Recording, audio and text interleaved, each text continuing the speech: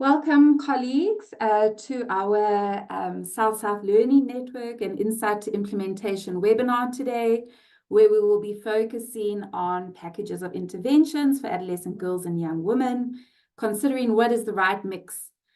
Just a little bit of housekeeping before we get going. Firstly, this webinar will be run in English and French and Portuguese. So I welcome and encourage you to please select your preferred language in the toolbar at the bottom of your Zoom screens. Secondly, we are really keen to know who you are, who's attending this webinar. And so we'd encourage colleagues to use the comment box and please introduce yourself, your name and organization and which country you're from. And thirdly, we will be encouraging our speakers to engage with the audience through the use of the Q&A box. That should also be on the bottom of your screens. As the speakers are presenting, please kindly feel free to ask any questions, and our speakers and presenters will respond live in writing as we go. So, I mean, just to say, as we set the context for this webinar, I think we all recognize and know that vertical programming on HIV has been insufficient at shifting HIV rates amongst adolescent girls and young women who we know face complex realities in terms of access to services and risk of HIV infection. We know that UNAIDS and others have recommended combination HIV prevention to help prioritize and meet the HIV prevention needs of young people. And we really are all collectively, I think, working towards trying to achieve the greatest impact and sustain that in terms of reducing new infections amongst adolescent girls and young women. We know that there is evidence showing that combination packages, which are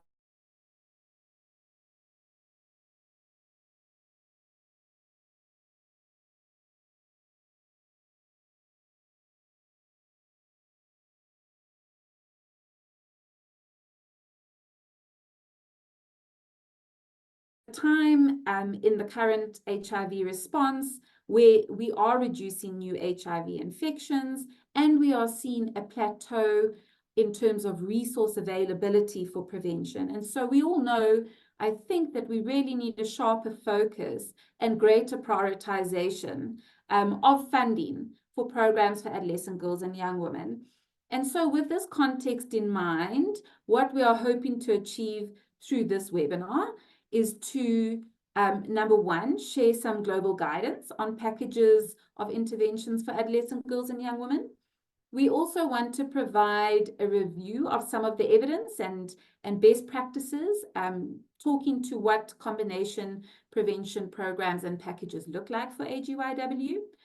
We also look forward to providing a space for different stakeholders to share their perspective from the ground in terms of what successes and challenges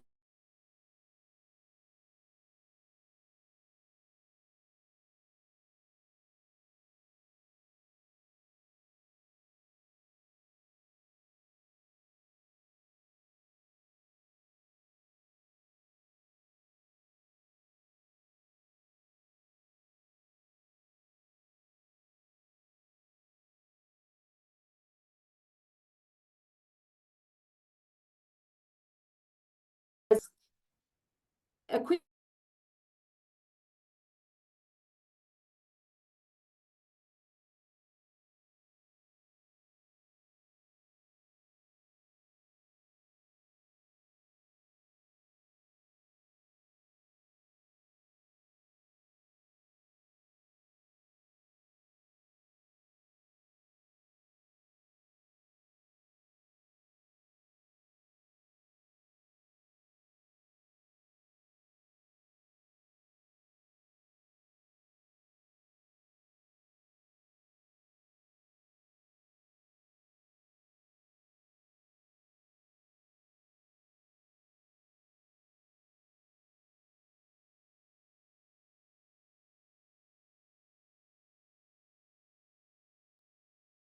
Hello? Colleagues, apologies. We seem to have had a we seem to have lost connection, but I think we're back now. I wanted us to spend a little bit of time, if we move to the next slide, asking participants on this call to help us think through an important question,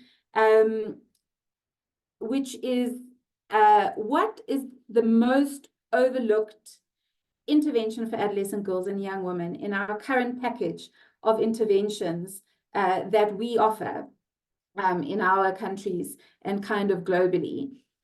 So what you can do is you can either scan the QR code that's on the slide, or you can go to menti.com and include this particular code, which is the 35609764. And please, won't you just spend a minute sharing with us what you believe is the most overlooked intervention for programs for adolescents and youth.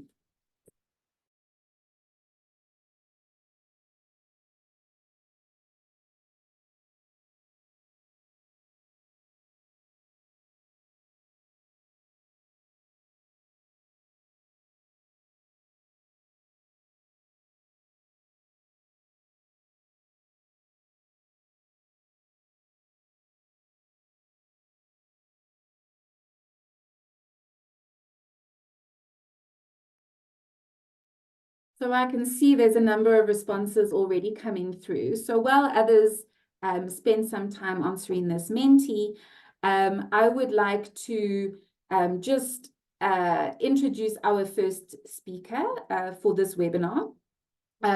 We are going to be starting this webinar by hearing from Suad Orhan from UNAIDS. Suad brings 20 years of experience in addressing the AIDS epidemic. Her expertise spans HIV prevention, sexual and reproductive health, gender and human rights, and currently at UNAIDS, Suad leads the portfolio for HIV prevention programming for young people. So Suad, we look forward to welcoming you to help us set the scene and contextualize this discussion that we are having here today. So Suad, over to you. Thank you so much, Carrie, and welcome everyone. As you all know, adolescent girls and young women face multi-layered biological, behavioral, social, and structural barriers to HIV risk reduction. So in addition to their biological vulnerability, they face specific challenges, including gender inequality, harmful social norms, economic disparities. And they are at high risk due to factors such as early sexual debut, limited access to education, gender-based violence, and all these factors you're aware of. So really meeting the ambitious 2030 targets of reducing new HIV infections among adolescent girls and young women to below 50,000 requires focused combination packages that offer a mix of proven high-impact prevention interventions. I'm not seeing my slides, so I don't know. Yes, thank you. Next slide, please. Next slide, please. So yes, so what we need really is a differentiated, people-centered and precise approach that recognizes that different individuals have varying needs. So when we come to decide about the right mix of interventions, it's important to consider the unique needs, vulnerabilities, and context of the population. We need to consider the specific locations to find the population and implement the interventions. We need to consider the right interventions to address the specific factors of vulnerability, the right time, the right way to deliver the interventions, and the right costs to make sure that resources are allocated efficiently. So we really need a more targeted approach when investing in programs for adolescent girls and young women in order to allocate resources well and more efficiently. And this is the essence of UNAIDS guidance on the packages of interventions for adolescent girls and young women. Next slide, please. So here I am showing there are several documents that actually might be useful to go back to, but I will focus on only the first two, as they are the most important ones. The first is UNAIDS Programming Guidance on HIV Prevention among Adolescents, Girls, and Young Women, which was issued in 2016. It will be updated this year, but it's still very relevant, and it aims to specifically support countries in developing effective HIV prevention packages for reducing HIV among adolescents, girls, and young women in high incidence settings. Next slide, please. So what this guidance proposes is a simple programmatic framework or a theory of change that is geared towards the implementation of multi-sectoral programs that provide the most direct, impactful, and cost-effective ways of reducing HIV incidence. The framework shows the main steps from activity to impact level, providing examples of what typical results will be at each level. And based on available evidence and programming experience, this guidance proposes an options menu of interventions from which countries and districts can choose depending on their country data and the local context. So the options menu suggests a combination prevention package that should have biomedical, structural, and behavior program aspects. And of course, like I said before, this package should not be implemented universally. The country really needs to look at its data, factors of vulnerability, incidents, analyze the data to be able to develop more targeted and decentralized packages that corresponds to the needs. For example, in settings where social grants and access to education are already high, focusing the HIV response on cash transfers may not add value, but in other contexts it would. Next slide, please. So later in 2021 and 2023, countries asked for more precision on how to prioritize better and how to decide which packages to give to which population.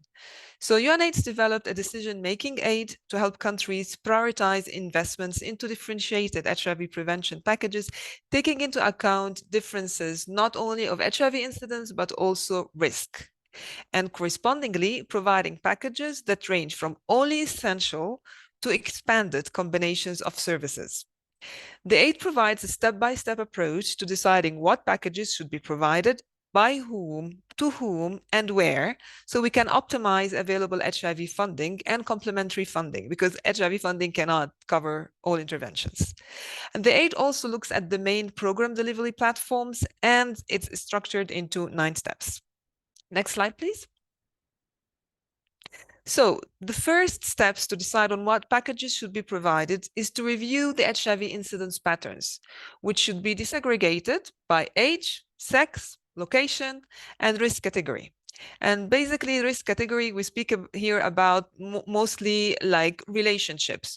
And we have the category of no sex or sex with one regular partner or sex with one or more non-regular partners or being sex workers, adolescents, girls, young women who are among key populations. So as of course the number of partners increases, the risk will increase. So the most commonly used source for this analysis will be UNAIDS Subnational HIV Estimates in Priority Populations tool, which we call the SHIP tool. This tool was developed to present a granular view of HIV incidence, and it generates estimates of population sizes disaggregated by district, by sex, by age, and behavioral groups. So by using data from household surveys and Naomi model outputs, this tool is able to estimate the size of the subpopulations of young women, stratified by level of risk, stratified by age and district level. So by using this tool, we can estimate the size of adolescents, girls, and young women at higher risk of HIV in low, moderate, and high incidence settings in age groups between 15 to 29 who need intensified prevention programs. Next slide, please. So in this slide, I'm just giving you an example from the tool and how its outputs are presented. Here you see the example of Malawi, where HIV incidence rates are disaggregated by location, age, sex, and behavioral risk.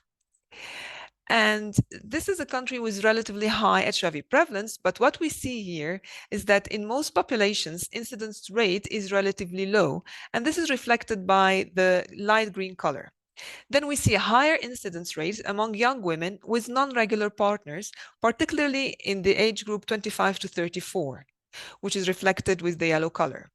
And there is elevated HIV or highest incidence among young and adult women selling sex, particularly in southern Malawi. So there is a geographical distinction here that have to be considered.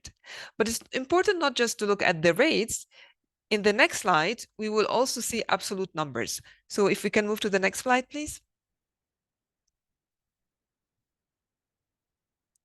So this slide gives us a picture which shows that in terms of absolute numbers, the largest numbers in terms of HIV infections are actually among women with regular and non-regular partners, and among the 15 to 24 and 25 to 34 age groups.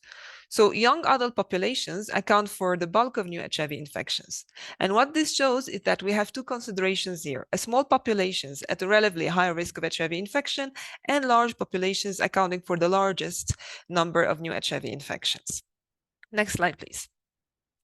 So after identifying which subpopulations are at higher risk and highest incidence, it's important to understand other potentially relevant factors to consider at country level.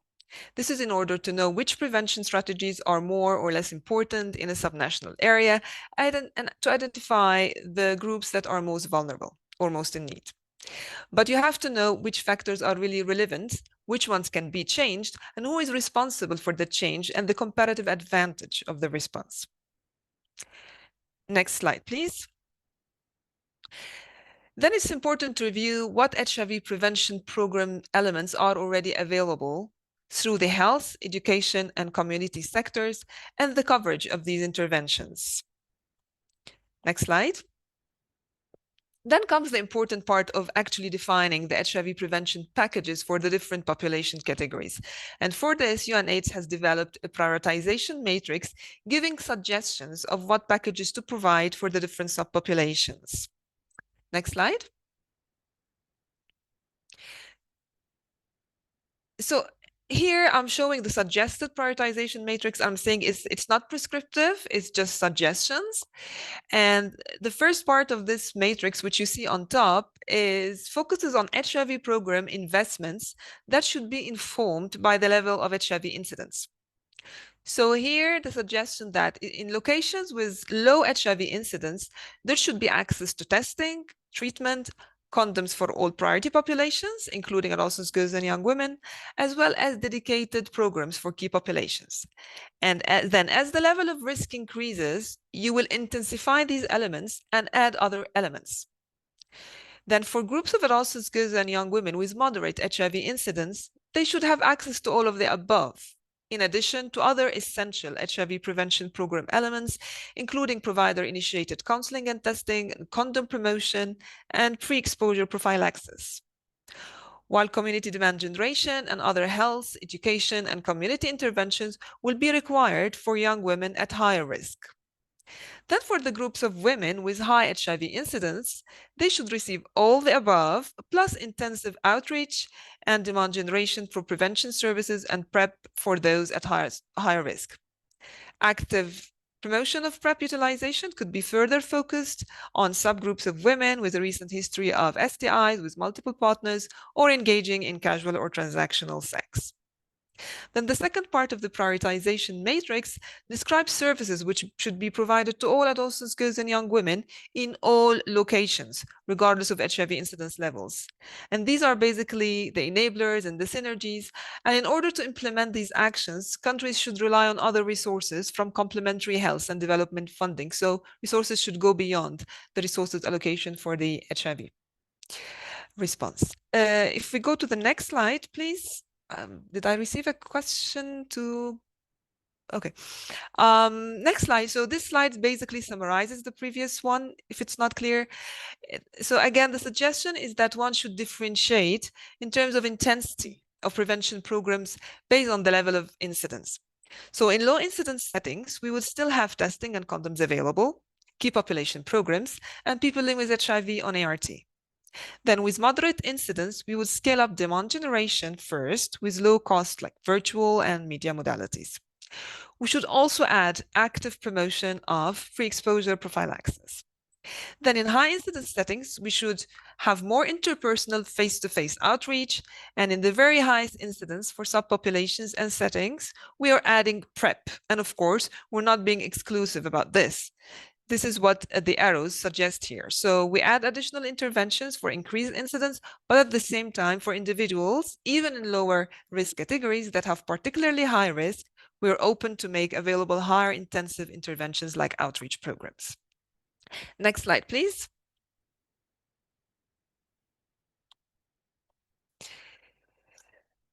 So after identifying the packages for the different subpopulations, we need to define a simple management mechanism for HIV prevention component to reflect the focus on delivery of core results with the required geographical coverage, intensity, and quality, and local governments would typically convene this management mechanism. Then we need to define the role of delivery platforms in line with the defined HIV prevention packages. Which packages would be provided by the health services, which would be provided by schools, which would be provided by community platforms, and of course, there will be a referral. So next slide, please. So the figure here illustrates the key platforms and their collaboration. And the arrows highlight the importance of referral between the different sectors. So I will not go into the details, not to take more time, but I mean, it just shows which services are provided where and how referral could be done. Next slide. So lastly, based on the targets and the defined packages and operating procedures, countries should develop operational plans, including national and subnational programs and activities, and of course, monitoring and evaluation plans. And I think I will stop here so I don't take much time from other colleagues. Thank you. Thank you so much, Suad. I think that was it was great for you to help set the context. I think what I'm hearing from you is that we need to focus on the right people in the right locations with the right interventions at the right time, in the right way and at the right cost, using the most accurate and current data, because I think we know that trends are changing. And so it's really important that we use current data. Also, thank you for the 9 steps that you outlined. I think that's quite useful and practical. And colleagues will be sharing this presentation so that you can spend some more time looking at that. Colleagues, the chat box is now open and we encourage you please to introduce yourselves using the chat function. And while you do that, I'm going to introduce our next speaker. So if we can go to the next slide, please. So our next speakers, it's a pair. We have Chantal and Weimar, who will be walking us through the next section of this presentation. Chantal Okondo is a research officer at the Population Council in Nairobi, where she works on improving maternal and child health services, reducing HIV infections amongst adolescent girls and young women, and studying changing norms. She also holds an MSPH from Emory University and a degree from North Dakota State University. We also have Weimar Thun, who's a senior associate at the Population Council, and she focuses on improving HIV and sexual health services for vulnerable groups in sub-Saharan Africa, and she leads studies on community interventions and HIV prevention. So thank you both very much, and over to you for the next segment of this webinar. Thank you, Carrie. Good afternoon, good morning, everyone. So we've heard from Fuad and Carrie that AGYWs face multi-layered biological, behavioral, and structural barriers to HIV risk reduction that are not addressed by HIV service provision. And UNAIDS defines combination HIV prevention as a mix of biomedical, behavioral, and structural interventions. We also know that combination packages are tailored to geographical context and the population and can be successful in addressing social and structural determinants of HIV.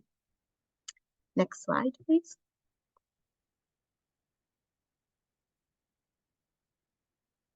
Yeah, so for our review, we based it on a theory of change, and we really looked at the typology of interventions, so the biomedical interventions, behavioral, and structural.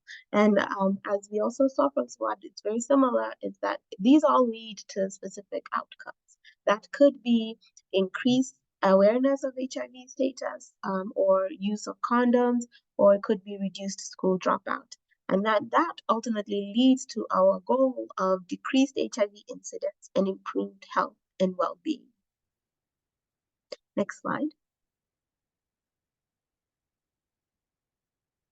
So why did we conduct a review on the combination packages, right? So we consulted with several country champions through different Jamboard exercises. And the one question that kept coming up was, what is the performance and how are these combination packages implemented? So therefore, our review today, we aimed to gather and synthesize contextually relevant information from 15 SSLN countries with specific objectives of filling a knowledge gap about what combination packages have been implemented for HIV prevention among AGYWs, understanding the effectiveness and best practices for implementation. And then, as we just had from Swat, we wanted to complement the UNA's decision-making aid. Next slide. So our review, we identified 39 papers through a systematic search. And these papers, most of them were published between 2010. All of them, the inclusion criteria was that they had to be published between 2010 and 2023. They were peer-reviewed papers published in English, and they all had to evaluate either the effectiveness or implementation strategies of an entire combination HIV prevention package. So not just one component, but all three buckets: biomedical, behavioral, and structural. Next slide. So what did we find in our review? Well, from the 39 papers, most of the evidence has been published in the last 3 to 4 years, and they are mostly dominated from Kenya and South Africa. And the most evaluated combination package that was included in the review was the DREAMS package, which was 21 papers. But we also found Global Fund was evaluated, including the packages in Tanzania, the Sister to Sister, and the SHAS project, amongst others. Next slide.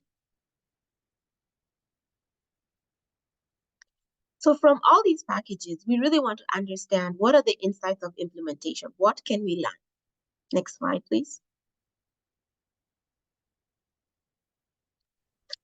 Well, the first thing that came up very quickly was that there are no uniform HIV prevention packages that have been implemented.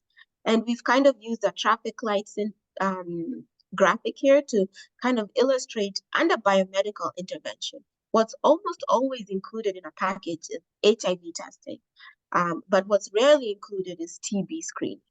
Under behavioral interventions, what you'll almost always find is HIV prevention or condom promotion, but rarely do we see substance abuse programs. And under structural interventions, interventions like economic empowerment, education, social asset building is almost always included, but rarely is stigma reduction included in a package. So it's really a variety of interventions that have been implemented in all these packages that we identified. Next slide. So because of this variety of interventions that have been implemented, the question is, how do countries decide on what package to implement? And in those 39 papers, we found different examples. So, for example, formative research is one. Other papers highlight engaging stakeholders, getting feedback from AGYWs, or adopting national program guidelines or using global guidelines. So as you recall, 21 of the papers looked at DREAMS package. And under the DREAMS package, the PEPFAR guidance really, for the decision on which interventions to layer for DREAMS was dependent on which interventions and services are included in the country program as per the PEPFAR guidelines. the age of the AGYW, and their specific circumstances. It could be sexual and gender-based violence. Next slide. So we pulled out like one good practice example. So the SHAV program in Zimbabwe used a variety of approaches. They had formative research, so where the formative research identified gender inequalities and poverty increased the risk of HIV for AGYWs. They also had the theory of women's empowerment, where empowerment involves developing increased access to resources and agency. And then they also consulted with young women and community actors to redesign their package. And so this it resulted in a SHAV combination pilot intervention that was based on livelihood training and micro grants. So thank you so much for listening to me, and I'll hand it over to my colleague. Thank you. Great, thanks so much, Chantel. So we wanted to take a look at whether the packages that we reviewed included all the essential components of the HIV prevention combination package as outlined in the 2023 UN AIDS guidance that Suhad just talked about. So the UN AIDS guidance indicates that the combination package in moderate to high risk settings should include these specific components of biomedical, behavioral, and structural interventions that you see listed on the left.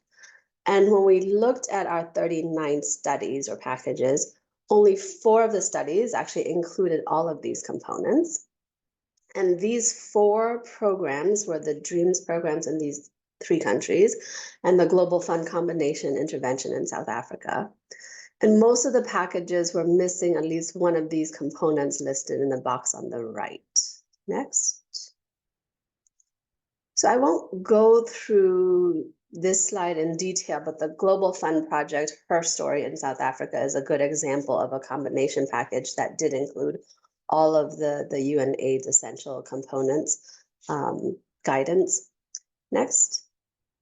And so moving on to some of the lessons learned from the implementation of these combination packages from the 39 studies. First, the collaboration and the coordination across the different sectors is really important. So coordinate across with the non-health sectors as well. And there's also close collaboration needed with the governments, and their continuous involvement is really particularly important for the sustainability of the programs. And we also saw that a staggered approach made it easier for the programs to roll out the full package of intervention. So for example, building off of the existing services like HIV testing, which was one of the most common ones, and then the programs added on new interventions, such as the sexual gender-based violence or strategies to change norms, which can take longer to integrate because implementing partners needed to build their own skills in these areas first. And then lastly, I don't think we can emphasize this enough, but the importance of early engagement with the key community stakeholders. So their buy-in was essential for ownership of the program. And it's also important to engage with existing youth and civil society organizations, as well as mentors and peer educators, because these help with the recruitment as well as the retention of the girls in the program, as they're highly influential. Next. So now I want to speak a little about a few subgroups that many of the programs found challenging to reach and engage with. And these included older adolescent girls and young women, out-of-school girls, and young women who sell sex. So the programs really need to put more careful thought and planning in trying to reach these girls who are at higher risk and harder to reach and retain in the programs. Next. So we'll take a look at some of the insights from the evaluation of these packages. Next. So the evaluations we reviewed really varied greatly in terms of the evaluation strategies they used. So we wanted to hone in more on some of the more rigorous evaluations. Specifically, we looked at ones that were quantitative in nature, that evaluated the full package, full combination package, as opposed to just a component of the package. And that included a comparison group. And this yielded 14 studies out of the 39 studies. Next. So what were the outcomes of these 14 studies?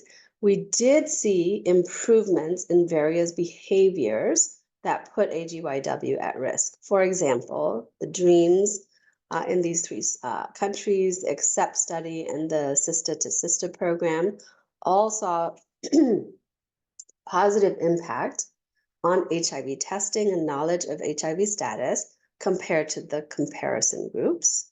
And a few of the studies also showed positive impact on condom use behaviors and the number of sexual partners or concurrent relationships and transactional sex, as well as sexual or gender-based violence outcomes.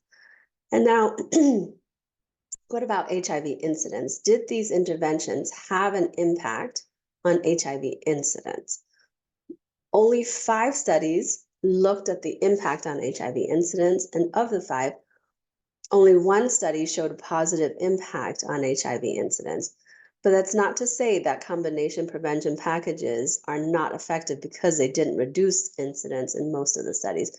We have to keep in mind that these impact studies are extremely complex, and it's often hard to see impact at the incidence level due to various methodological issues that I'm not going to get into here. But based on these studies, we do think that there's been quite a number of studies that have shown that combination packages have had positive impact on these key behavioral outcomes that impact HIV acquisition in girls. Next. So I'll now move to some of the key takeaways. Next. First, for the implementers, there are some activities or strategies we think that should be sustained. First, do offer a variety of services at safe spaces to boost AGYW participation. So not just health services, but also other services that may be appealing to AGYW, like education or career support and recreational activities. We also have seen that mentors and peer facilitators really can be highly influential with AGYWs. And then lastly, we've seen that getting community buy-in is really important, especially to ensure that they're on the same page about messaging around HIV prevention. And then what do programs need to amplify? First, excuse me, there must be stronger efforts to retain certain subpopulations that I mentioned that were harder to reach. And then next, programs really need to engage with youth in the design, in the adaptation, and in the implementation. But it's not just a box that should be checked off, but it's really a sincere engagement. And lastly, we need to take the HIV services to the AGYW outside of the clinic setting and into the community. And we'll share these slides with you, as Carrie mentioned, because there's some links to some really nice resources there. Next. Now, I'm going to speak about lessons for policymakers. We really encourage the use of the UNAIDS decision-making guide, which you heard about, much more consistently, since it's really tailored to the country context. And then next, do establish mechanisms to facilitate the multi-sectoral collaboration. And then lastly, we need to make sure that the policies and the guidelines are in place to reduce the barriers to health service access. Next. And then lastly, for recommendations for researchers, we need more impact evaluations, especially with longer term follow-up. And then it's also important to capture program implementation processes as well as the cost information. And then lastly, few of the studies capture structural outcomes. So we need a better understanding of the impact of these packages on outcomes like self-esteem and empowerment and stigma. And I'll end here. Next slide. I just wanted to acknowledge 2 of our other colleagues who worked on this review, Sanyukta Mathur and Jerry Okal. as well as the Genesis colleagues who provided lots of valuable feedback for this. So thank you. Thank you. Thank you so much, Chantal, and thank you, Waymar. I think, what I'm taking away from this presentation is that combination prevention looks different in different countries and contexts, and there are some good examples of successful programs. I'm also hearing that it's more than just the right mix and the right package, but also about ensuring that sufficient focus is given to good coordination, strategic rollout, and community engagement as key enablers of success. Thank you also for the carefully considered recommendations and hyperlinks. I think that will be really useful as we circulate this deck to the participants of this webinar. So we're going to move on now to a section which we're calling kind of Voices from the Ground. So if you move to the next slide, you will see that we have 4 speakers lined up. And we are going to start off by welcoming Maria Chavula. She is a 23-year-old young woman from Lilongwe, Malawi. Maria holds a diploma in horticulture and is currently studying economics. She interns at Plan International Malawi for the Global Fund AGYW project, advocating for AGYW in HIV programming and serving as an ambassador for the joint TB HIV Global Fund program. Maria is also a community advisory board member for an HTS program in Malawi. Maria, we look forward to hearing your voice on the topic around the right package of services for adolescent girls and young women. So, Maria, over to you. Thank you, Kelly, for that wonderful introduction. Basically, I've come up to explain some of the issues that affect the AGYWs from having access to the HTS services. So I'm Maria Chavula, as earlier on introduced. I'm one of the South to South Learning Network AGYW champion. Next slide, please.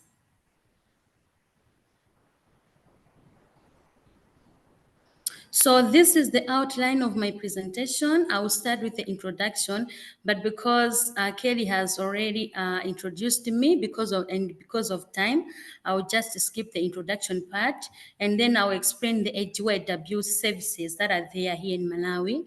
And also I will explain the opportunities that are there for the AGYWs to have access to these services, and also the successes that are there between and among all the organizations and also the government that are doing well to make sure that they are increasing the uptake of these services to the AGYWs. And also I will explain some of the challenges that we face as AGYWs here in Malawi from accessing the services of our HTS. And then I'll come up with the recommendations. Next slide, please.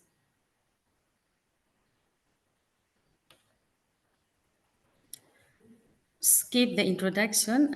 Yes. So basically, these are some of the mixed services that are there in Malawi, like for the AGYWs. So we have the services of, in terms of education, we have child protection services. In bracket, we also do gender-based violence. The AGYWs will also have access to HIV testing services, which is HTS. And we also have a sexual reproductive health rights, SRHR service. And also, finally, we have economic empowerment services. Next slide, please. Let me explain some of the opportunities that are there for the AGYWs here in Malawi to have access to all these services. So first of all, we have outreach clinics, as you've already heard in the presentation of our colleague from UNAIDS. She also explained some of the interventions that they are doing, like for example, outreach clinics. So here in Malawi, they also do outreach clinics to make sure that the AGYWs, they have access to these services. And also we have youth corners, especially in the health centers. We've got youth corners where young people go and access the services, especially the HGS and sexual reproductive health services. And also we have youth-friendly centers. So the youth-friendly centers, they are basically based in the communities where these these AGYWs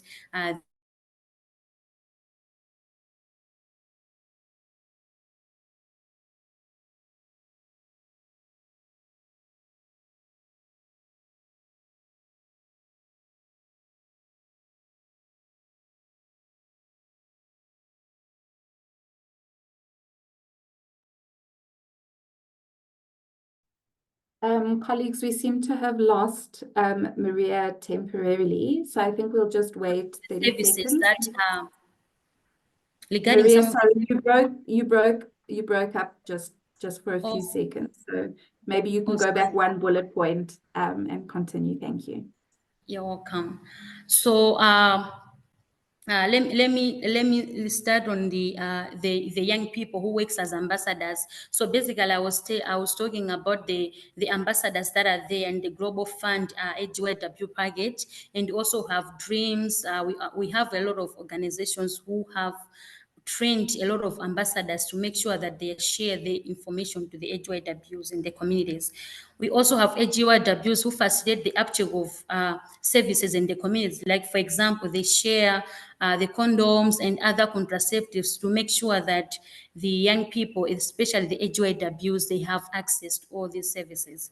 And we also have some other organizations, as I've explained on the services. We have education services. So for the AGYWs here in Malawi, some they are coming from rural areas where their parents cannot manage to pay them school fees. So on this, we have other organizations who are work well on make sure that they are also sponsoring and they are also giving bursaries to the AGYWs to continue with the education.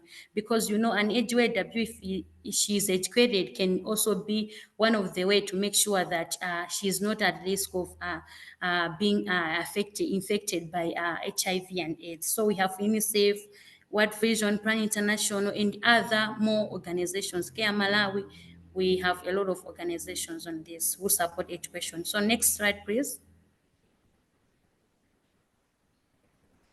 So let's go to the successes that are there. So here in Malawi, we also have some other successes, which also facilitate the uptake of these services to the AGYWs here in Malawi. First of all, I can say that the organization who support the facilitation of these services to the AGYWs, like for example, the Dreams package, we have PEPFAR who support, we also have Global Fund. We really appreciate this week. So the organizations, they are also doing well on making sure that the AGYWs, they have access to the services. We also have the political will and the commitment that is there with the government, the ministries, different ministries like National AIDS Commission, the Ministry of Gender, Ministry of Health, who also facilitate the uptake of these services by making sure that they are also supporting other youth-led organizations. They are also supporting other AGYWs who have that potential to share the information to other AGYWs concerning their services.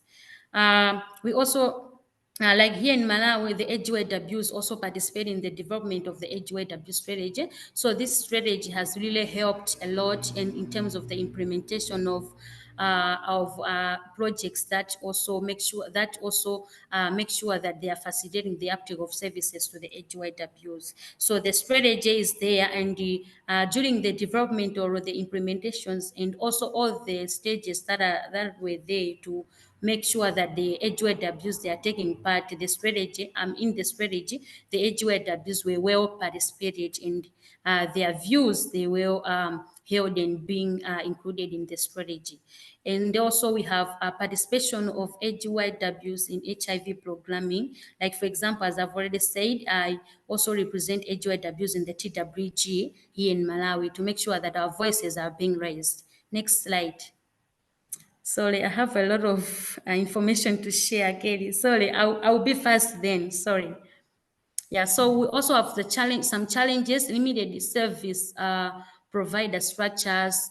We have limited knowledge on HTS and SRHR among some AGYWs, distance to health facilities, mostly in the remote areas where the health facilities, they are far away from the communities, limited expertise to facilitate the uptake of AGYW services. So we are saying limited because there are some areas who are doing well and there are some there's need to improve.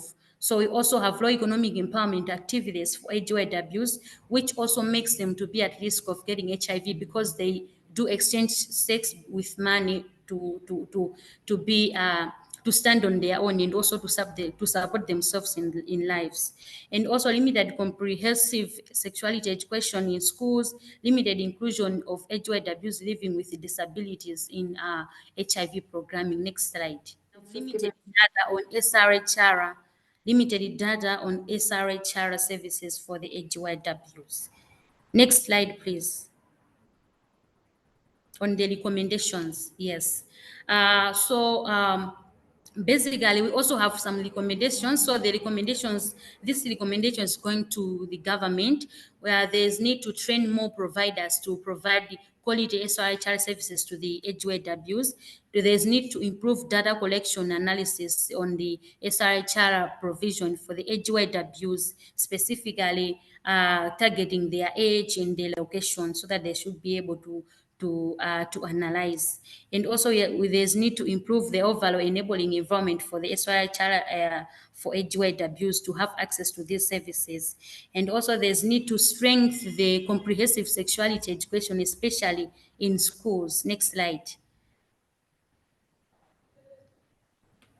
Yeah, so the recommendations to the donors, so there's need to increase funding for SRHR programs and also initiatives so that they can reach out to more young people and also be more effective. And there's a need to allocate more funding on AGYW's empowerment projects so that they should be empowered and be prevented from being at risk of getting HIV and AIDS. Next slide. Yes, so basically for the implementers, there's need to strengthen the participation of AGYWs in decision-making processes, and there's need to put more effort on the address and root causes of the marginalized group. Next slide. I think this is the last one. Yes, for the AGYWs, let's raise the voices, let's raise the issues that affect us. Let's raise let's promote the peer-to-peer education, which also happens in the communities. Next slide. Yeah, thank you very much for the wonderful for the good job that you have done, and make sure that we raise our issues as AGYWs, since I'm representing all the AGYWs. Thank you very much. Sorry for eating more time, Kelly. Sorry. Thank you, Yeah. Maria. No, that You're was truly wonderful, and I think I really like the way that you packaged your recommendations for the different stakeholders. I'm sure there's a lot to take away here, but just to say that I think we hear you. I think the one thing you kind of emphasized is the importance of increasing the integration of SRH and HIV programming. I think secondly, you've put forward a call to amplify the roles of young people in policy and programming, not just their voices. And thirdly, I think ensuring that programs for adolescent girls and young women really reach the last mile, if I were to borrow from the condom program, but really that they reach down, into communities and where they are needed. So thank you so much, Maria. What we'll do now is move on to hear some perspectives from an evaluation done on the DREAMS program. And I'm going to introduce to you Dr. Elizabeth Kemigisha, who is a pediatrician and public health specialist at the African Population and Health Research Center in Nairobi, where she leads research in adolescent sexual health and HIV prevention. And she also manages the DREAMS Impact Evaluation Project in Kenya, supported by the Gates Foundation. So Elizabeth, thank you. And the next slot is over to you. Thank you so much, Kerry. And it's wonderful to be here. it's also challenging to speak after all those wonderful speakers, but I'll try my best. So this is an evaluation conducted by the 3 institutions presented there, and it's on the longer-term evaluation of the PEPFAR DREAMS interventions to prevent HIV among adolescent girls and young women in Kenya. Next slide.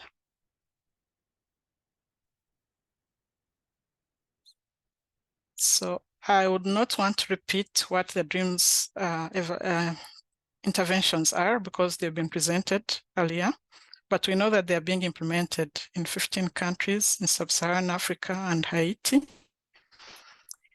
And the African Population and Health Research Center, KEMRI, and London School have been conducting evaluations of these DREAMS, that is Kenya, Zimbabwe, and South Africa. But we are presenting work for the most current evaluation that started 2 years ago.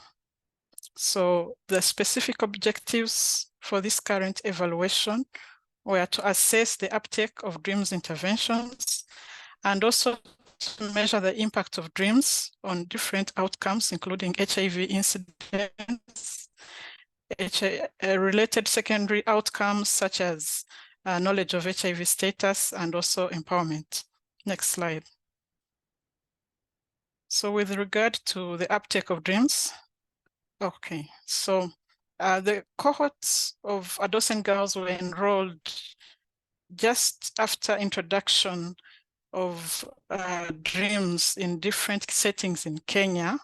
One is a rural setting in Western Kenya, that is Siaya County, and a high HIV incidence area.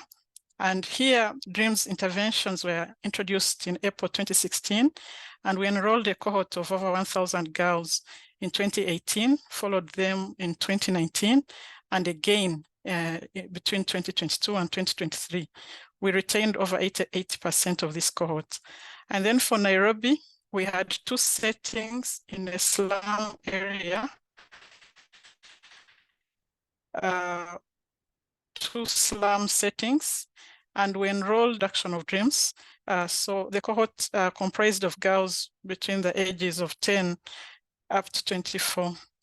And we followed them up every year, that is 2018, 2019.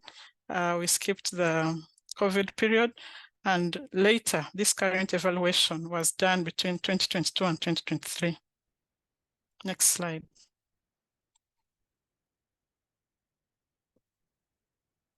So with regard to the uptake of DREAMS, what you can see on this slide, what is the lightest color, which is in gray, includes the participants who are never invited in DREAMS during the cohort follow-up. The lighter green, those are the early invitees, meaning that they were invited by 2018. And the darker green, those are the invitees to DREAMS by after 2018. These include girls who were even invited a few months before our evaluation. So this chart shows the uptake of interventions in the rural setting game. And as you can see, the interventions that were most likely to be provided included HIV testing, promotion of HIV and violence prevention, social asset building, and social protection. And when we compare the DREAMS invitees and non-invitees, we see slightly higher uptake among the invitees. And for particular programs such as PrEP, the uptake was low for all, both invitees and non-invitees, but slightly higher for the invitees. And another program that had low uptake was the parenting program. Next slide.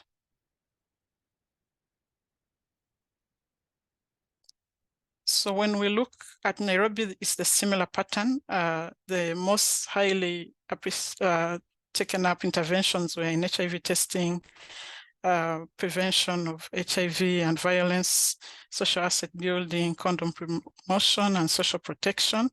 And still we see low values for PrEP uptake and parenting. And you can see that the uptake was higher among the invitees compared to non-invitees.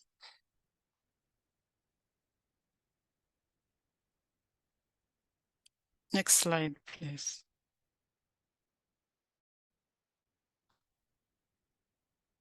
So this slide is about evaluation of the impact of DREAMS on one of the secondary outcomes, that is knowledge of HIV status. The first table is on the rural setting, and the second table is about Nairobi. So we constructed 3 counterfactual scenarios, one in which all would be non-invitees, what would happen with the outcome? If all were invited early by 2018, what would be the outcome? And if all were later invitees after 2018, what would be the outcome? So when we look at GAME, we see that the uptake of HIV, the knowledge of HIV status was high, up to 77, with the difference between invitees and non-invitees being very small. This context is very unique because there is routine HIV testing in the area as part of another program. Then when we look at Nairobi, the difference between the invitees and non-invitees is quite big, and it was significant. Next slide.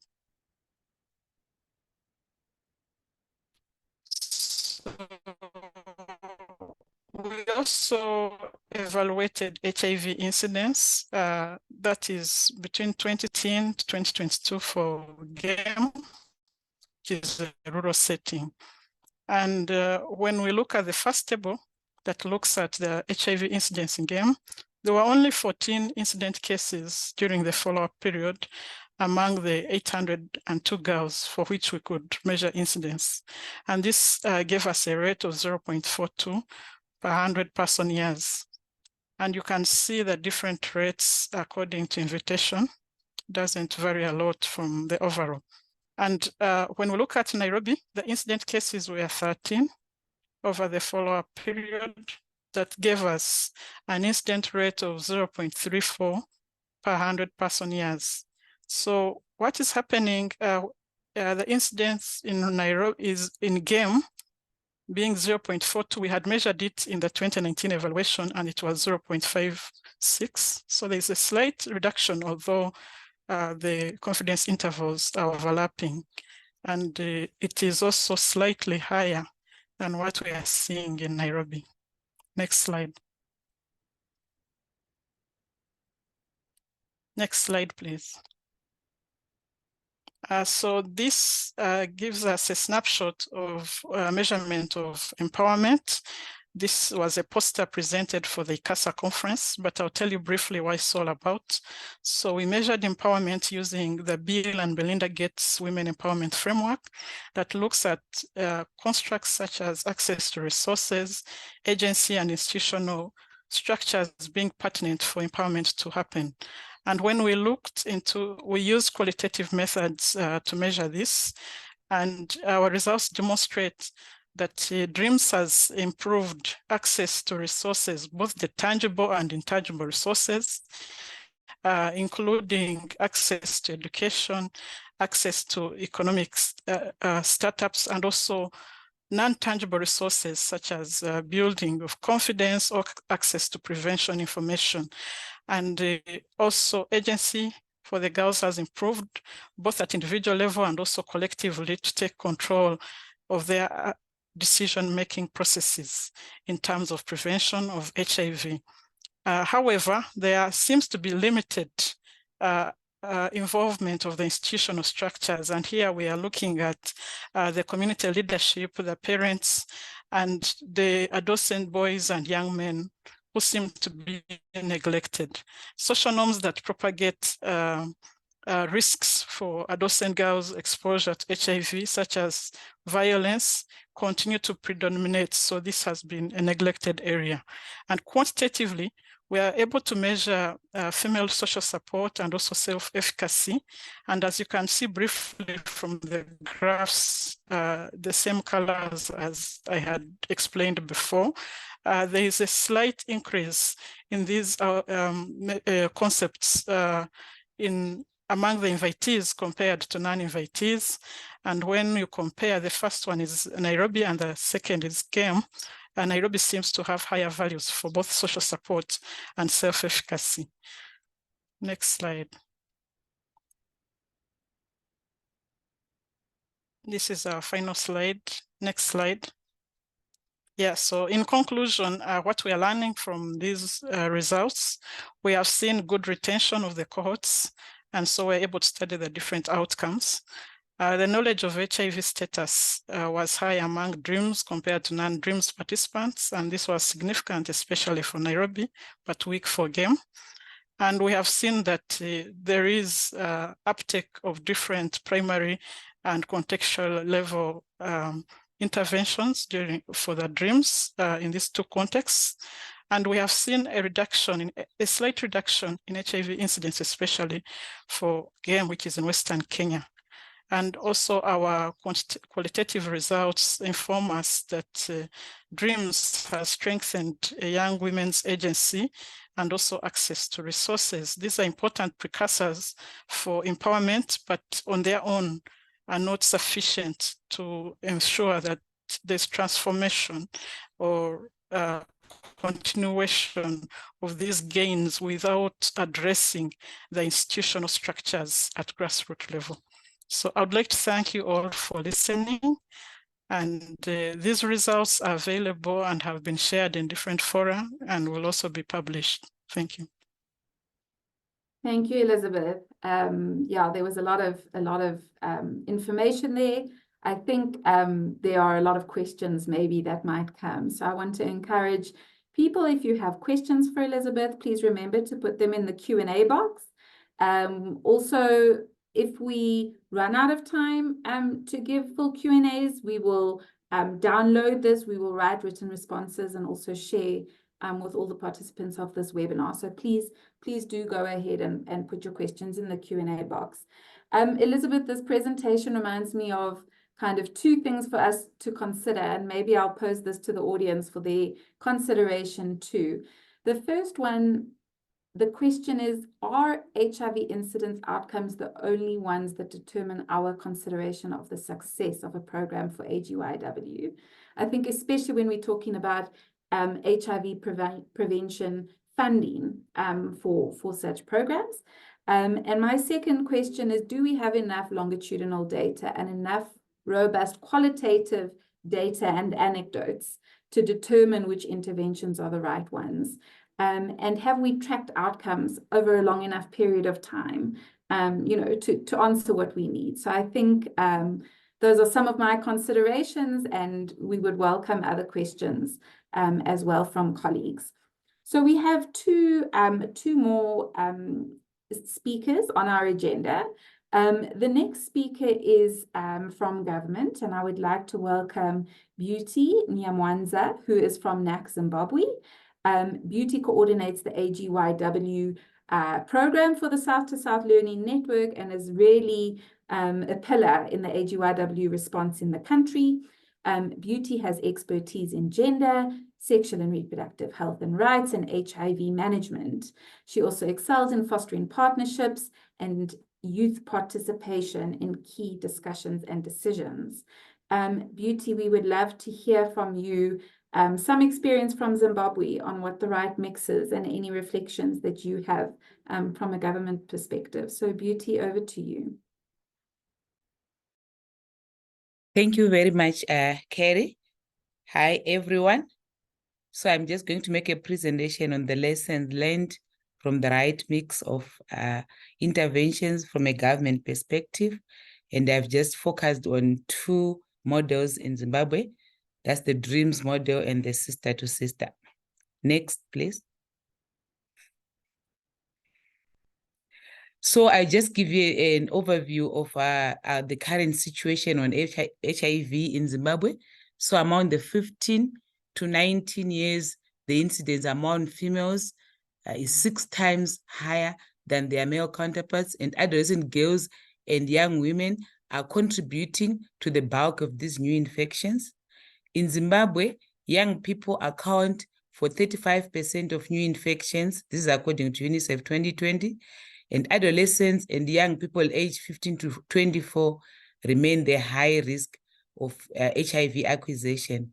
So the HIV epidemic among young people poses a major challenge to achieving the global targets of ending AIDS by 2030. Addressing the HIV burden among adolescents and young people is crucial for the future of Zimbabwe public health. Next slide. So just for you just to see the situation there on the HIV incidence by age and sex, you see that incidence is high in females for ages 15 to 25. The red there shows the females and the blue the males. And among the 15 to 19 years, the incidence among females is 7.3 times higher than that of their male counterparts. So that's why I think we are focusing much on the AGYW. Next. Next slide, please. So the adolescent girls and young women in Zimbabwe face, I think, a disproportionate risk for HIV, as we've just rightly said. So AGYW incidence rates vary across the country, with some districts having very high incidence rates, as shown in the figure. So you see the darker the color, I think the more the incidence. So you can see that it's really affecting the southern part of the country. So we can also see that there are social behavioral structure factors driving the HIV risk in AGYW, which include the high rates of sexual and gender-based violence, including rape and child marriage, limited access to sexual and reproductive health, and you can also see the other components there. Next slide, please.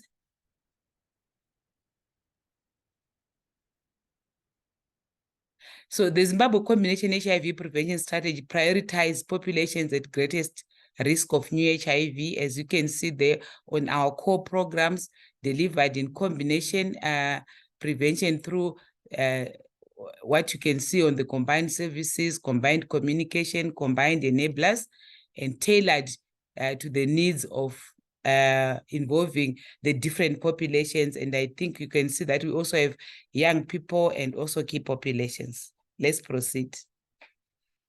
Next slide. So like I said, I'm just going to give you experience from the evidence on two models, which is the sister-to-sister program. The sister-to-sister program aims to increase knowledge and utilization of integrated HIV prevention, SHRI, and SGBV services. It enhances the self-efficacy and agency of young women to access and utilize integrated services by empowering them to make responsible reproductive health decisions. And I think on the dreams, a lot has been said about the dreams, and I think that's the same objective we also have. Let's proceed. Next slide. So the user journey of the sister-to-sister program, I think we got it from an evaluation which was done by the South-to-South Learning. So the sister-to-sister really is an out-of-school girls-only club-based program for AGYW, age 10 to 24 years, and organized by the ages 10 to 14, 15 to 19, and 20 to. So the clubs are led by young female mentors who are recruited from the communities where the clubs are allocated, and the sister-to-sister groups meet weekly over a course of 1 year and follows about 40 exercises which are contained in the manual. And the sessions, the format of the sessions include the debate, song, a lot of interactions of the girls. And after what they've done, HIV testing is also offered and other services offered to these same girls. And girls who complete the 30 out of 40 exercises graduate from the program. So we also realize that the girls who complete these also have a lot of benefits, and we have a lot of benefits from the girls who have completed. Let's go to the next one. The next one gives the Dreams Core package. I think it has also been discussed. So I think the main purpose is to empower the girls and young women and reduce risk. And we mobilize communities for change. We also strengthen families and they reduce the risk of services. And I think you can also see from the diagram on the different programs we undertake. Let's proceed. So this just gives the DREAMS districts in Zimbabwe. In total, I think we have about 42 DREAMS districts, and NAC has 16. PEPFAR supported, we have 22, and Global Fund, we have 4. Let's proceed. And for the sister to sister, we also have 48 districts. So I just wanted you to have a feel of the DREAMS core and the DREAMS modified. So the DREAMS 4, this is the original PEPFAR supported, where we have all the components of the DREAMS core. But on the modified DREAMS, we have some components which have not been implemented by government and also by Global Fund. So from the school-based interventions, we have both for the core and the modified. Social protection, both the core and modified have school educational subsidies. And for the core, we have cash transfers, socioeconomic approaches, which we don't have on the modified. And then parenting programs, we have the Family Matters, and we also have the parenting program, the parent-child communication, which we also have on the modified. But for the risk reduction for male partners, we have services like VMMC, art community mobilization and norms change. But for the modified, the risk reduction for males is the community mobilization and only the norms change. And for the girls' empowerment, there's provision of services on the core, but for the modified, there are referrals to services. So you'd also see that there are a lot of advantages for the core, because most of the service will go to the girls, but on the modified, because some of the components are expensive for government to implement, we have some of the components are not implemented. Let's proceed. So on the successes of the DREAMS, so we have reduction in HIV incidence for the 10 to 24-year-old groups in the DREAMS and sister-to-sister districts. And we also have increased access to SRH, HIV and AIDS services in the DREAMS and sister-to-sister districts. Program coordination with the government of Zimbabwe through Ministry of Health and Child Care and NAC ensures national structures are involved in the program management. So we find that a lot of involvement by government is seen because of that.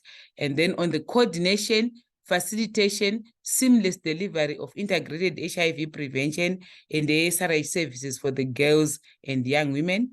And the other success is also nurturing youth leadership skills, catalyzes youth buy-in and participation in the delivery of integrated HIV prevention service. So you find that in all these models, you find that a lot of nurturing is done to the young girls, and there's a lot of ownership and buy-in from them because of their participation from the beginning to the end of the models. There's also capacity building of line ministries, IPs in the key HIV service delivery, like the Ministry of Primary, Social Welfare, Ministry of Health, and Ministry of... This ensures really sustainability and retain gains invested in HIV, SRH, post-donor funds. So we find that there's a lot of system strengthening for the government ministries so that there will be continuation even when the donor funds end. We also have we also have the interpolation of a database for all DREAMS IPs for the AGYW screened and enrolled. There's also a unique identifying code for each AGYW in the DHIS2 database among the IPs, ensuring that AGYWs who are enrolled to the program receive the services required in time. So this unique identifying code is given to each, and it's also tracked up to the last service. And also we also check on whether the referrals are complete and whether the young girls also visited the services. So we also have good rollout of biomedical interventions to AGYW, such as oral PrEP using Ministry of Health and Child Care clinical sites, as well as mobile outreach sites, enabling AGYW to receive combination prevention services as needed. Next. So we also have challenges. Next, please. So the challenges we have is inadequate resources are inadequate resources are for implementing the combination prevention packages for AGYW and sustaining many viable, effective models like the DREAMS. For example, the one I gave you on the core DREAMS and the modified, you find that there are some components which cannot be implemented due to inadequate funds. Zimbabwe's microeconomic environment makes economic strengthening interventions very difficult to be sustainable, affecting the success of income-generating activities for the AGYW. So AGYW also have economic strengthening activities. So these are also even affected by our microeconomic environment. The recent Naomi spectrum estimates indicate an increase in the incidence rate in districts in Matabele North and South amounts AGYW. So more efforts are required to combat the regression. So these are the districts where we have these programs being implemented. So this is really a cause of concern where we really need to put a lot of effort to address the regression. Facing resistance from the community, e.g. the norms change, which may affect harmful cultural norms that might be in existence. So every time when communities are engaged and people motivate them to change some of the norms, you know, there's always some resistance. And other stakeholders like the faith-based funders who restrict the provision of other services that are against their religious beliefs provide limited services as they exclude key prevention services like condoms, PrEP, and PEP. So usually, you know, those funders who have religious-based beliefs also think that when they promote the condom, the PrEP, and they are also promoting promiscuity. So that's when we also have challenges. And because we also need their support, at times they implement, but not giving the full package of services. Thank you. Next. Beauty, if I could ask you to wrap up in the next minute, if you can, please. Thank you. So the lessons learned again, government institution provision of services and creating linkages with critical partners improves access to services for AGYW, and adopting user-centered approaches, for instance, mapping of services points improves layering and linkages of services as well as access to services by AGYW. The use of evidence-based curriculum from the onset is essential in scaling up programs without the need for costly evaluations and assistance. Use of the unique identifying code, like I said, this has also worked for our DHIS. Having a robust M&E system really helps in having a good appreciation of the progression and implementation. The inclusion of the sister-to-sister and the DREAMS programs in our national budget also improves because we also have domestic funding for those models. Next.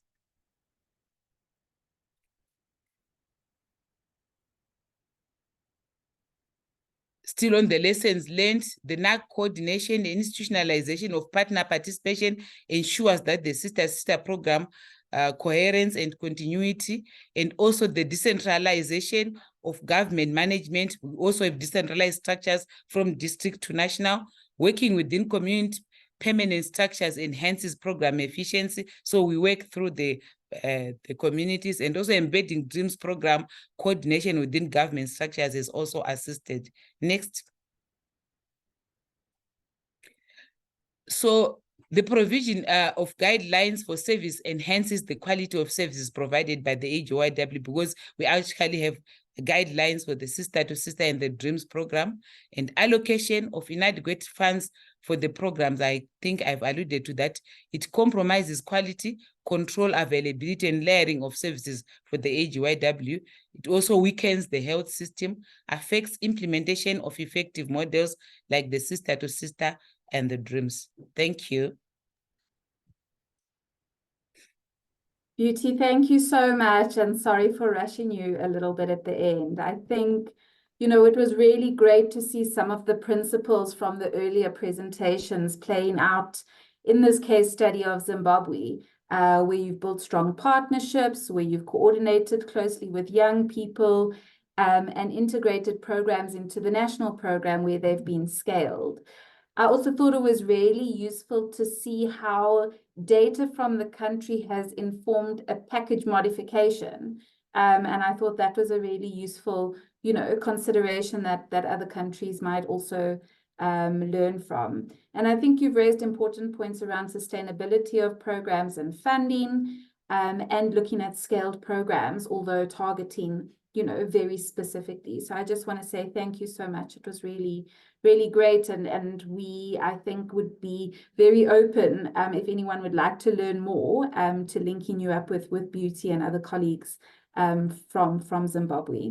So our last speaker on this presentation, or on this webinar today, is Hilary Nkulu, and it's really my pleasure to welcome her to this webinar.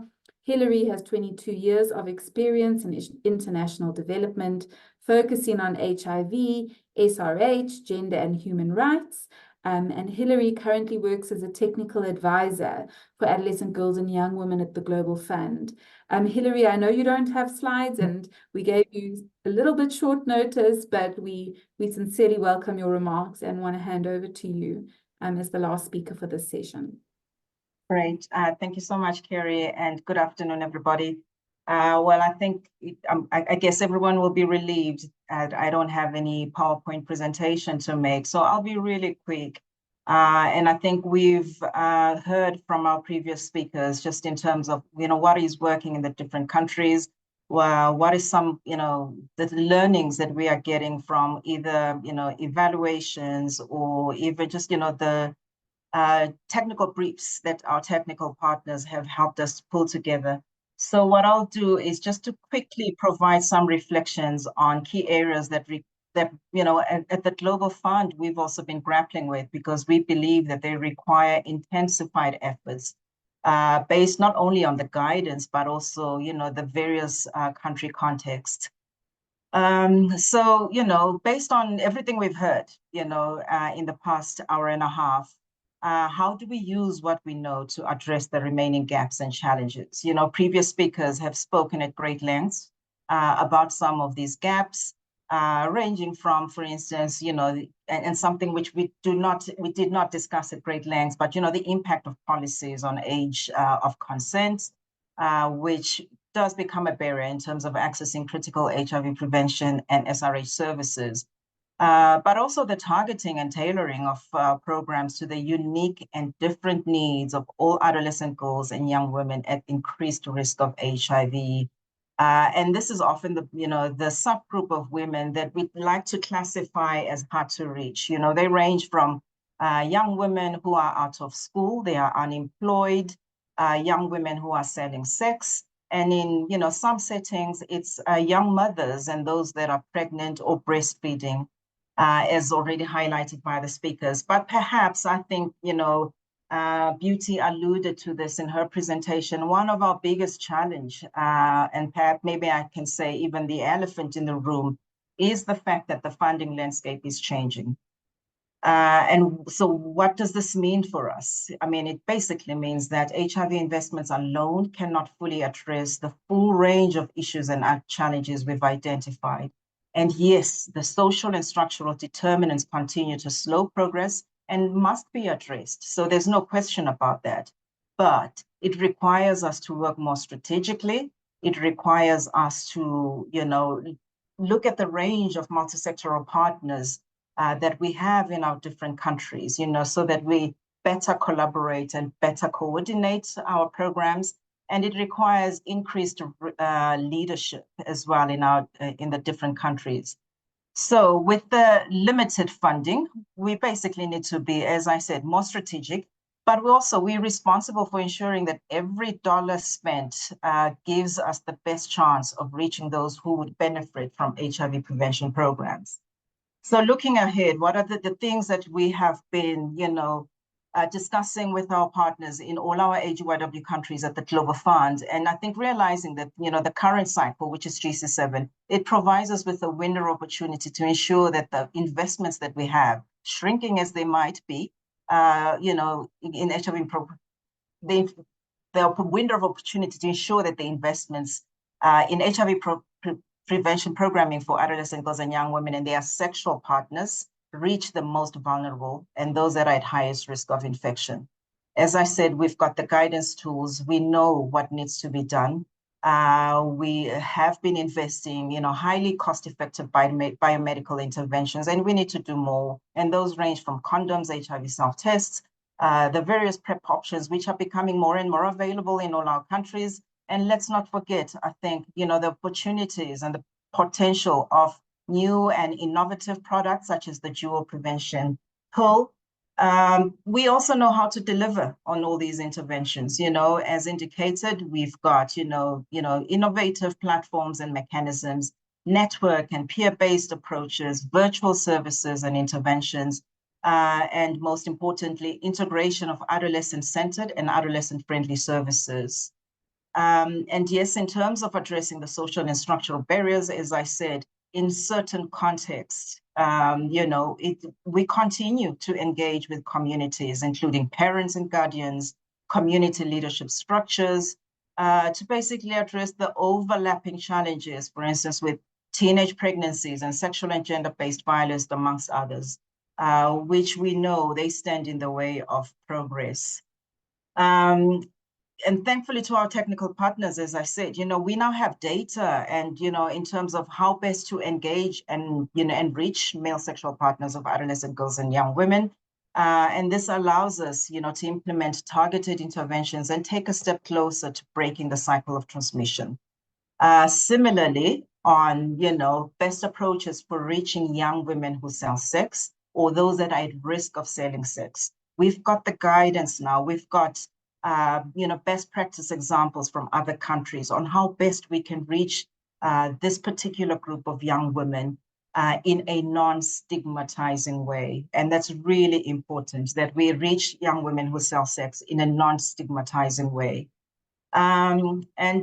Focus on outcomes. We're moving away from the traditional social behavior change communication messaging, which were very broad and targeting, all young people, but ensuring that our messaging are now tailored and targeted. It's HIV prevention, communication, information, and demand creation interventions that are focusing on improved knowledge and increase in uptake of HIV prevention services. And just to emphasize as well, the importance of having robust linkage and referral systems. And while on this particular issue, while there's still room for improvement, I think it's important to note that there is greater alignment of HIV prevention programs for adolescent girls and young women investments with our partners, PEPFAR being, I think one of our key partners in all the countries where we operate. And this is to achieve saturation, in particular, the high disease burden areas. Country ownership, again, I think Beauty's touched on this, country ownership and leadership. This remains a critical pillar of our work. As already indicated, addressing the remaining challenges require multi-sectoral collaboration and coordination. And it's also the only way, that we can ensure that our programs are sustainable. So without that leadership and ownership from countries, we cannot sustain all the investments we've made for the past couple of years. And last but not least, and perhaps one of my favorite points, is really the meaningful and ethical engagement of adolescent girls and young women in their diversity. We need to let young people lead. We need to listen to young people. We need to be agile to their evolving needs. And these are critical strategies to achieving the regional HIV prevention and treatment goals. So with that, I'll stop there, and thank you so much for your time. Back to you, Carrie. Hilary, thank you so much. I think thank you for reminding us that we don't only look at the enablers, but also barriers, including policy barriers or policy contradictions, I think, referencing your comment on consent. I'm also hearing from you that HIV investments require greater efficiencies and more precision in program targeting. And that we can better pool and coordinate resources, and we need to, with strong leadership and a clear vision. Colleagues, as we wrap up, I think what we've heard today is that there is no magic menu of what exactly the right mix of interventions is for AGYW in every context. But what I think we have heard here is that there is useful guidance and evidence, and an urgency to think more strategically and carefully about where HIV prevention money for adolescent girls and young women goes, and which programs are funded. I think we've also become aware of how it's really important to remain nimble and make sure that programs adapt, and we aren't caught in a space where we're programming for adolescent girls and young women of 10 years ago, as an example, and that we need to make sure that we match new trends and realities with prevention programming. I think we've heard a number of useful experiences, and I think there's a really rich kind of human or social capital on this call today that we can tap into. It's really a pleasure to share that we've had over 250 participants on this webinar. We have a lot of kind of resources available that we can network and link. And I think really what we would like to do moving beyond this webinar is to request any follow-up from anybody who would like more information, who would like to be linked to any of the speakers, who would like to access any of the guidance that is being shared. And we'd like to follow this up with some additional questions and provide additional forums for further discussion on this topic. But colleagues, we are 5 minutes over. I want to thank you for spending the extra 5 minutes with us. And with that, I think we will close this webinar. So thank you, colleagues, and goodbye.